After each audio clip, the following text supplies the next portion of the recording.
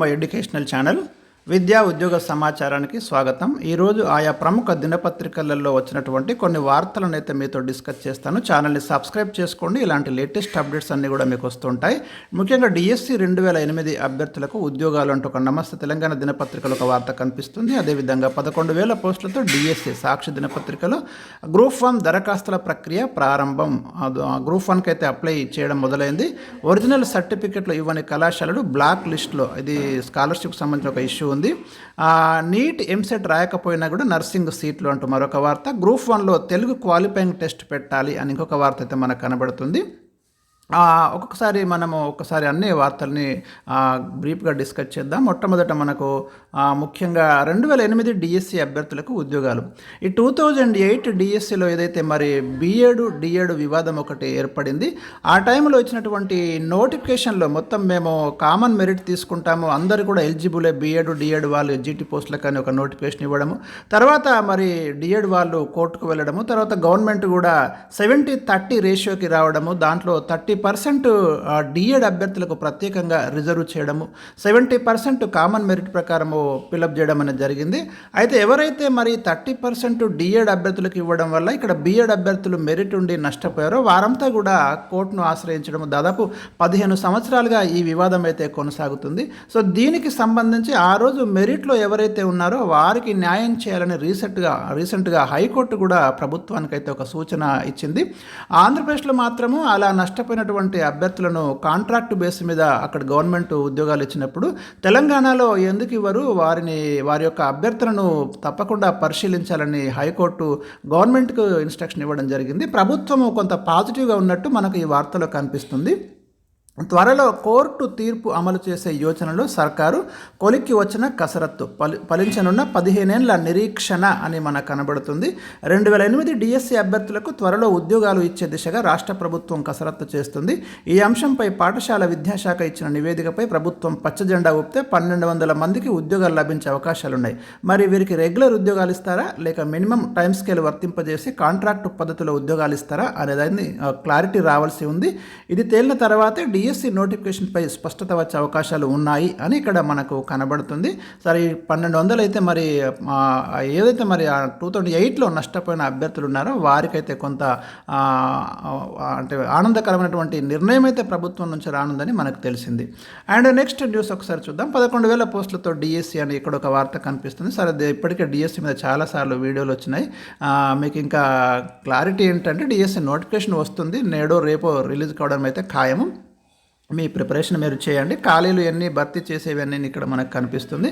సరే, ఓవరాల్గా ఒక 10,000 ఎబో వేకెన్సీస్ అయితే మనకు రానున్నాయి. అండ్ నెక్స్ట్ గ్రూప్ 1 దరఖాస్తుల ప్రక్రియ మనకి మొదలైంది 23 ఫిబ్రవరి నుంచి. లాస్ట్ డేట్ వచ్చేసి మీకు 14 మార్చి వరకు అయితే మీరు అప్లై చేసుకోవచ్చు. దరఖాస్తుల ఎడిట్ ఆప్షన్ మార్చి 23 నుంచి మార్చి 27 వరకు ఇవ్వడం జరిగింది. ఇంకా హాల్ టికెట్స్ డౌన్లోడ్ ఇవన్నీ కూడా ఇక్కడ షెడ్యూల్ క్లియర్గా ఇవ్వడం జరిగింది. ప్రిలిమినరీ ఎగ్జామ్ 2024 మే లేదా జూన్ మాసాల్లో కండక్ట్ చేసే అవకాశాలు ఉన్నాయి. ఇప్పటికే గ్రూప్ 1 మీద వీడియో కూడా నేను ఈ ఛానల్లో అప్లోడ్ చేశాను, డీటెయిల్స్ కోసము మీరు చూడండి. నెక్స్ట్ ఒరిజినల్ సర్టిఫికెట్లు ఇవ్వని కళాశాలలు బ్లాక్ లిస్టులో, అంటే ఎవరైతే ఇప్పుడు ప్రైవేటు కాలేజీలు కొన్ని మరి వాళ్ళ యొక్క స్టూడెంట్స్ యొక్క ఒరిజినల్ సర్టిఫికెట్స్ ఇవ్వడం లేదు, ఎందుకంటే వాళ్ళకు ఫీ రియంబర్స్మెంట్ రాలేదనో స్కాలర్షిప్ రాలేదనో ఇలా ఇబ్బంది పెడుతున్నాయి. అలాంటివి కనుక జరిగినట్టు మా దృష్టికి వస్తే అలాంటి కాలేజెస్ని బ్లాక్ లిస్టులో పెడతామని ఇక్కడ రాష్ట్ర ఉన్నత విద్యామండలి కార్యదర్శి ప్రొఫెసర్ శ్రీరామ్ వెంకటేష్ అయితే హెచ్చరించడం జరిగింది. ఆ కళాశాలలు యూనివర్సిటీలను ఫీజు రియంబర్స్మెంట్ పథకానికి పరిగణలోకి తీసుకోబోమని కూడా ఒక నిర్ణయాన్ని అయితే చెప్పడం అనేది జరిగింది. అదేవిధంగా నీట్ ఎంసెట్ రాయకపోయినా కూడా నర్సింగ్ సీట్లు ఉత్తర్వులు ఇచ్చిన సర్కార్.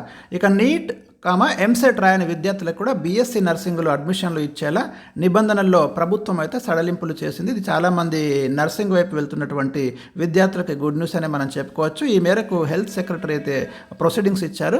గత అకాడమిక్ తరహాలోనే ఈసారి కూడా ఇంటర్లో వచ్చిన మార్కుల ఆధారంగానే సీట్లు భర్తీ చేసుకోవచ్చని ఉత్తర్వులో పేర్కొన్నారు.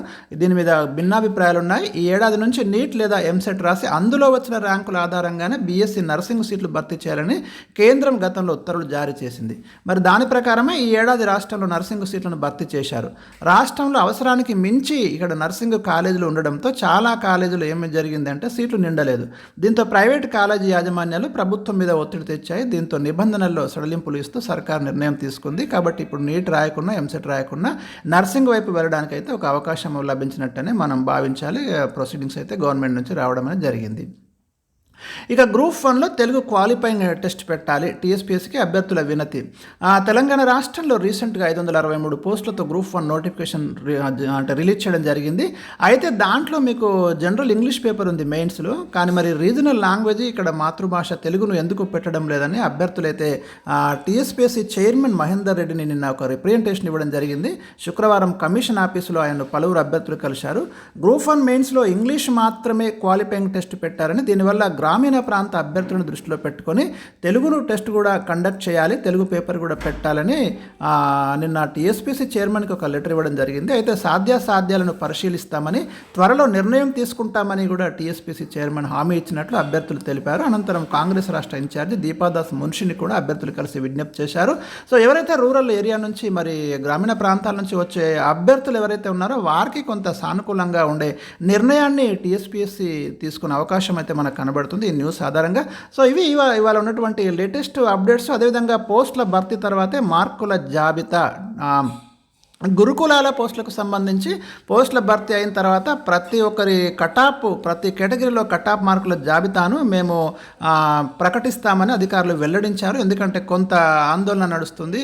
ఎందుకు కటాప్ మార్క్స్ ఇవ్వడం లేదంటే వీరు స్పష్టంగా చెప్పడం జరిగింది నిన్న కలిసినప్పుడు. కంప్లీట్ మార్క్స్ ఇస్తాము, ఏ కేటగిరీలో ఎక్కడ కటాప్ అయిందో ఆ డీటెయిల్స్ అన్నీ కూడా మేము త్వరలోనే ఇస్తాము, ఈ విషయాన్ని నోటిఫికేషన్లోనే మేము ఇవ్వడం జరిగిందని ఒక క్లారిటీ ఇవ్వడం జరిగింది. సో అదొక న్యూస్ మనకు కనబడుతుంది. సో ఇవి మనకు ఈరోజు ఉన్నటువంటి ముఖ్యంగా ఆయా దినపత్రికలో వచ్చినటువంటి ప్రధాన వార్తలు. మరి ఇలాంటి అప్డేట్స్ అన్నీ కూడా మీకు ఎప్పటికైనా నేను అందిస్తూనే ఉంటాను.